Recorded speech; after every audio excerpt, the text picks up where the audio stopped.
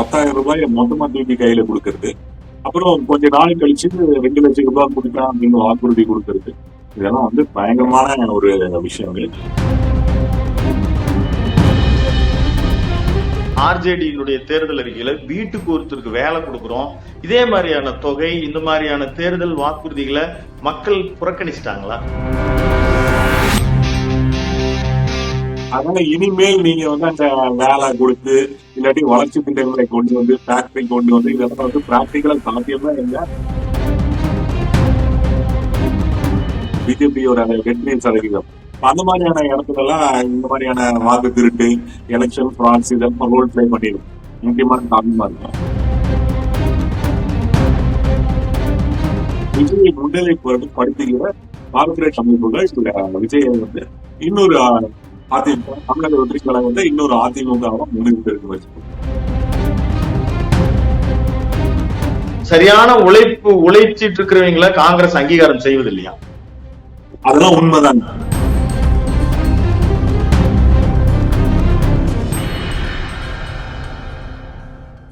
அறந்தமிழ் நேயர்களுக்கு இனிய வணக்கம்.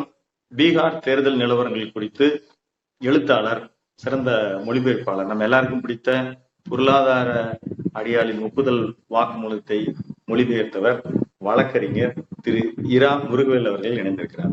தோழர் வணக்கம். வணக்கம். இப்ப இந்த தேர்தல் முடிவுகள் கிட்டத்தட்ட எலெக்ஷன் ஸ்டார்ட் பண்ணும் போதே நீங்க முகநூல் பதிவு, எலெக்ஷன் முடிவுகள் எண்ணிக்கை கவுண்டிங் ஸ்டார்ட் பண்ணும் போதே நீங்க முகநூல் பதிவிட்டு இருந்தீங்க.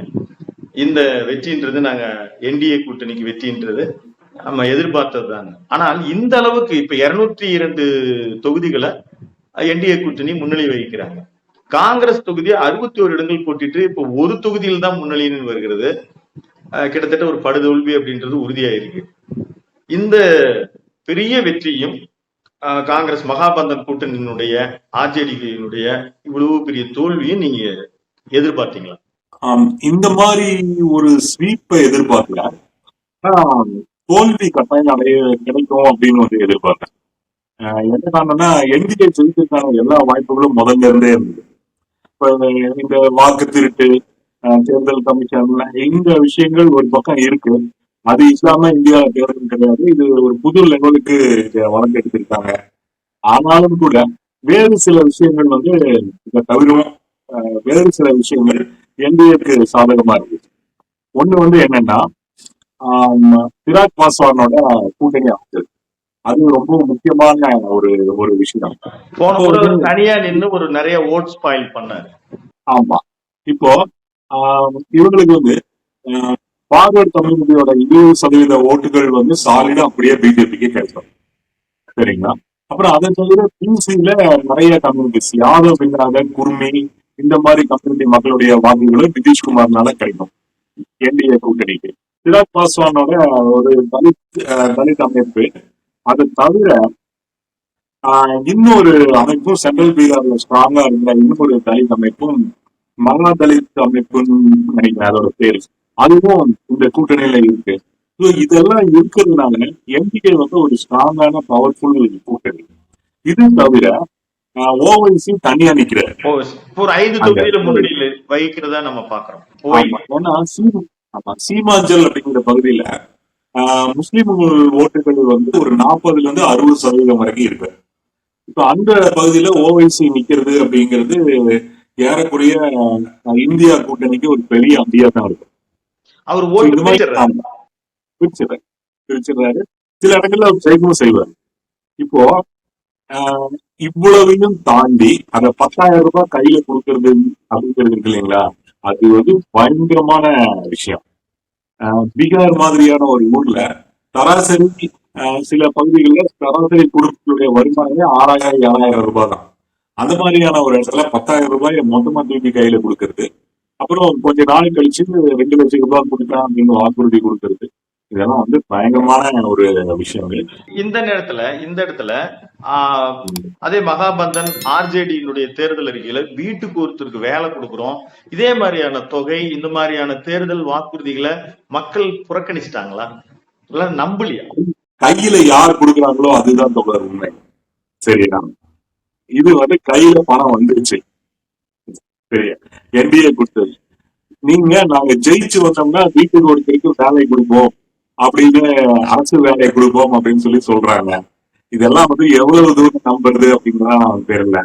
இந்த ஆர்ஜேடியும் சரி காங்கிரஸும் சரி இதற்கு முன்னாடி பீகார் ஆட்சி பண்ண கட்சிகள் அப்படியெல்லாம் ஒண்ணு அவங்க வந்து கொடுக்கல.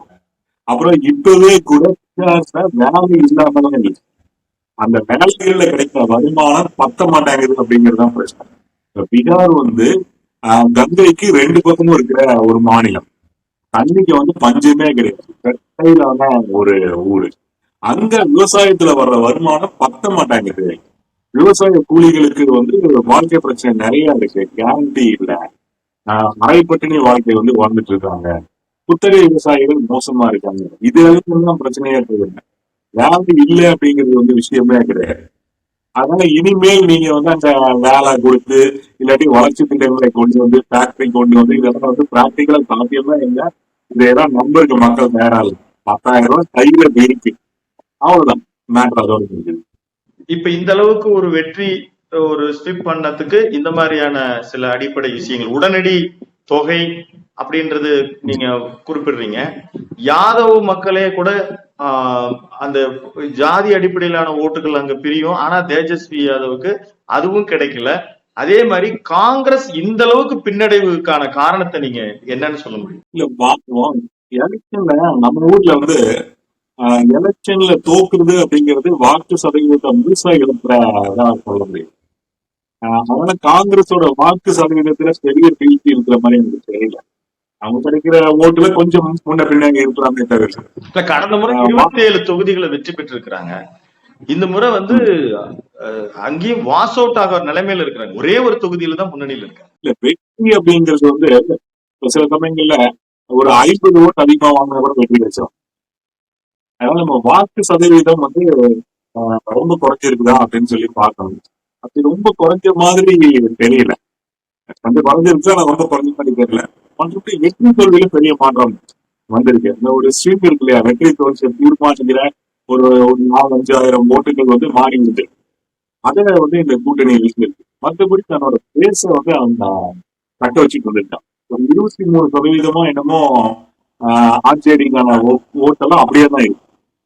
தேர்ச்சி வந்து அந்த இடத்துல ஒரு ஸ்ட்ராங்கான கூட்டணி அமைக்கிறத வந்து அவங்க மிஸ் பண்ணுனது.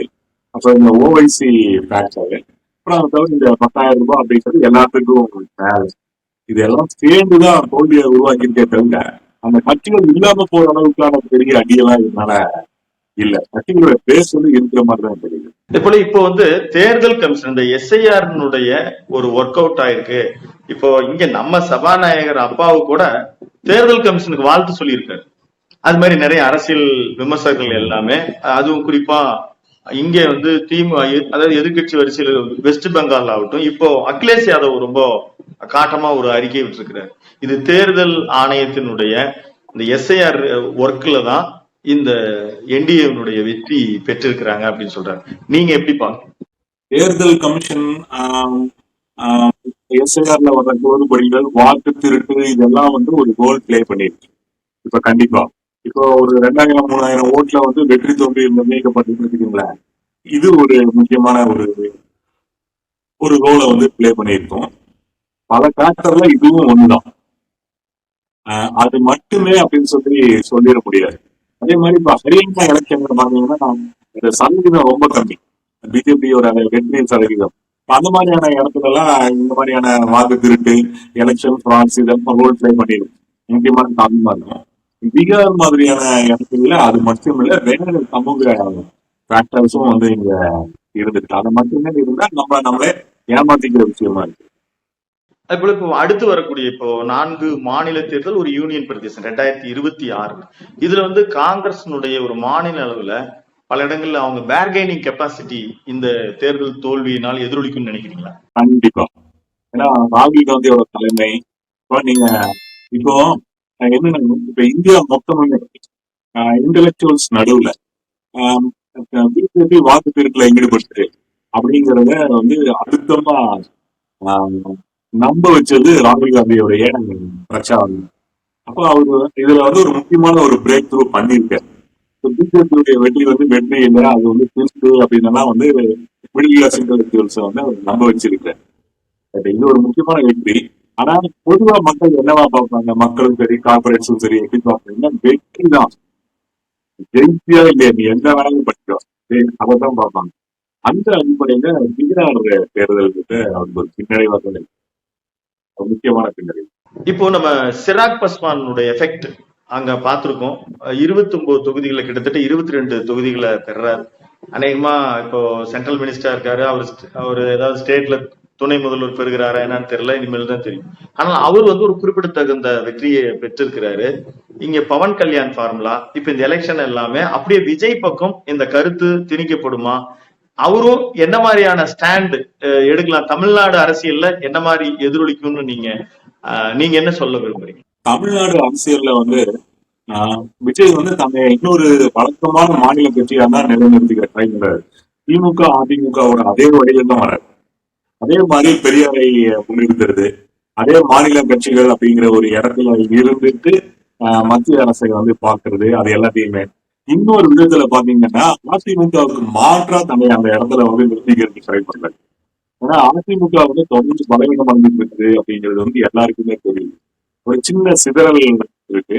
அப்புறம் எம்ஜிஆர் ஜெயலலிதா மாதிரி எடப்பாடி பழனிசாமினால அந்த கட்சியை ரொம்ப நாளைக்கு கட்சி இருந்துட்டு போக முடியாது, ஓட்டு வாங்கி தர முடியாது அப்படிங்கறத வந்து எல்லாரும் ஒத்துக்கிறாங்க. சோ இனி வருங்காலங்கள்ல அதிமுகக்கான எதிர்காலம் அப்படிங்கிறது கொஞ்சம் சிக்கலான ஒண்ணு மாதிரி தான் தெரியுது. இந்த நேரத்துல அதற்கான மாற்றம் விஜய் வந்து தன்னை நிரூபிக்கிறாரு, அல்லது விஜயை முன்னிலைப்படுத்துகிற கார்பரேட் அமைப்புகள் விஜயை வந்து இன்னொரு அதிமுக தமிழக வெற்றி கழகம் வந்து இன்னொரு அதிமுகவை முன்னிறுத்தி விஜய நீங்க தொடர்ந்து எழுதிட்டு இருக்கீங்க. மத்த கட்சிகளுக்கு இருக்கிற மாதிரியான ஒரு கார்பரேட் உதவி விஜய்க்கு கிடைச்சிருச்சா? கார்பரேட் உதவி அப்படிங்கிறது பாத்தீங்கன்னா இப்ப தமிழ்நாட்டை பொறுத்த வரைக்கும் திமுக அதிமுக பிஜேபிக்கு தான் இருக்கு.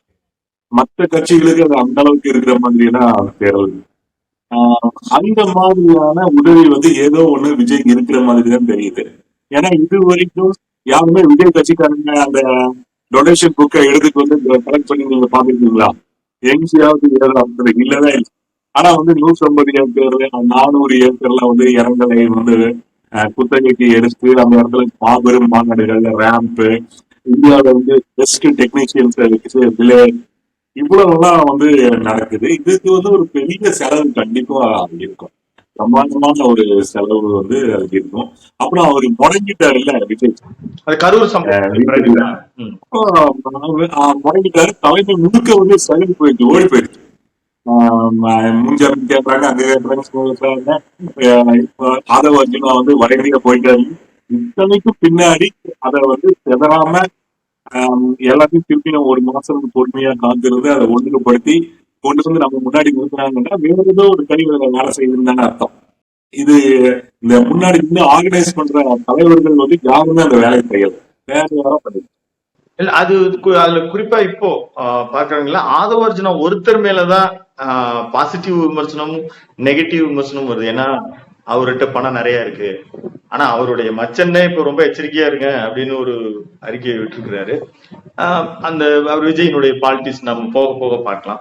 இந்த பீகார் தேர்தல் ஒரு அமைப்புல இருந்து நீங்க ஒரு ஒட்டுமொத்தமா இதனுடைய பாசிட்டிவ் நெகட்டிவா நீங்க என்னப்பா சொல்ல வரீங்க?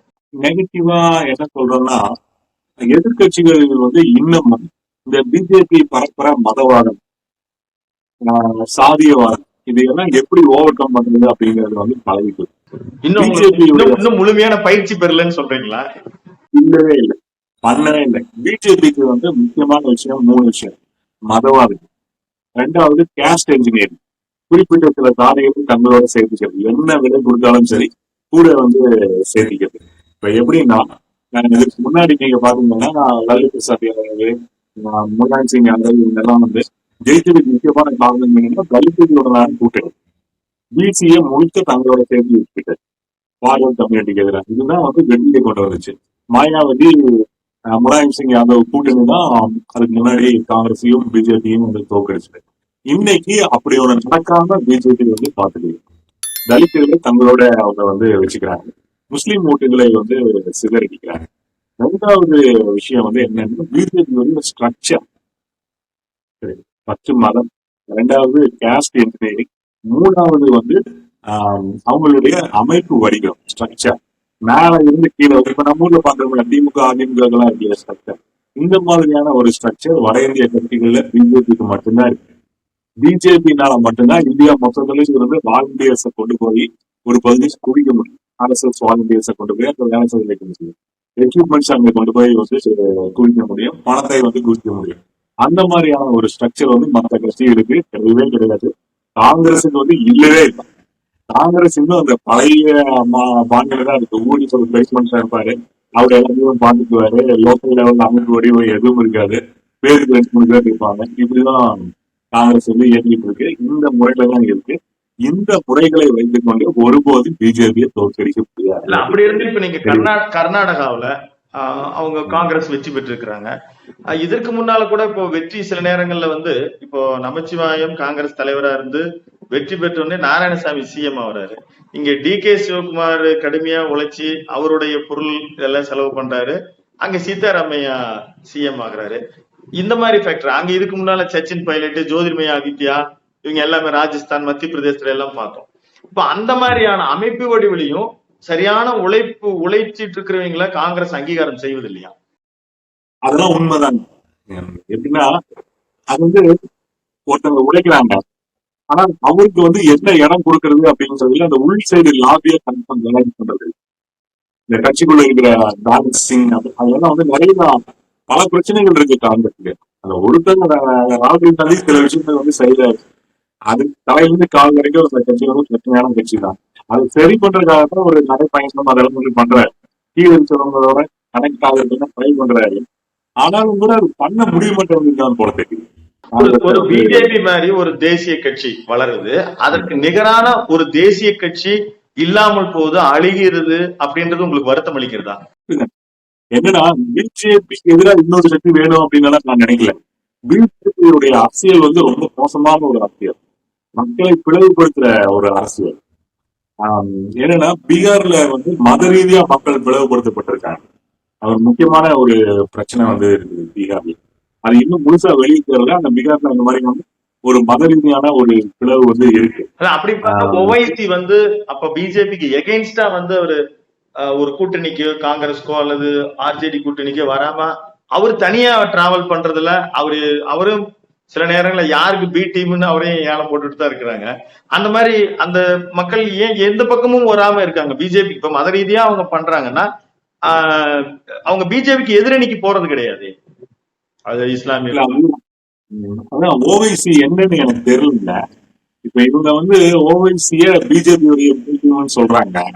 ஓவைசி நான் வர்றதுக்கு ரெடியா இருக்கேன், இவங்க எங்களை சேர்க்க மாட்டாங்கன்னு அவர் சொல்றாரு. எனக்கு அது புரியல. ஒண்ணு இந்த இந்தியா கூட்டணிக்காரங்க ஓவைசி பிஜேபியோட உறுதியா நிற்கணும். அப்படி இல்லைன்னா ஓவைசி சேர்ந்துட்டா கிடைக்கிற இந்து வாக்குகள் நம்மளுக்கு கிடைக்காது பயப்படணும். ரெண்டும் ஏதோ ஒண்ணுதான் இருக்கு. இதை பத்தி ஒரு கிரவுண்ட் லெவல்ல ஒரு டீடைல்டு ரிசர்ச் நம்ம கிட்ட எது உண்மை அப்படின்னு சொல்லி இப்போதைக்கு இந்த பிளவு பிஜேபிக்கு சாதகமா தான் இருக்கு. இது எல்லாத்தையும் எப்படி சிஸ்டமேட்டிக்கா ஓவர் கம் பண்றது அப்படிங்கறதுலாம் எதிர்கட்சிகள் இன்னும் அதுல எக்ஸ்பர்ட் ஆகல. இப்படி ஆகாத வரைக்கும் பிஜேபியை தோற்கடிக்கிறது அப்படிங்கிறது சாத்தியம். உங்க கருத்து பதிவுக்கு மிக்க நன்றி. தொடர்ந்து இந்த நிகழ்வுகள் அரசியல் ஆய்வுகள் குறித்து உங்களோடு கலந்துரையாட நாங்கள் விருப்பத்தோடு இருக்கிறோம். மீண்டும் ஒரு நல்ல சந்தர்ப்பத்தில் சந்திப்போம். நன்றி, வணக்கம்.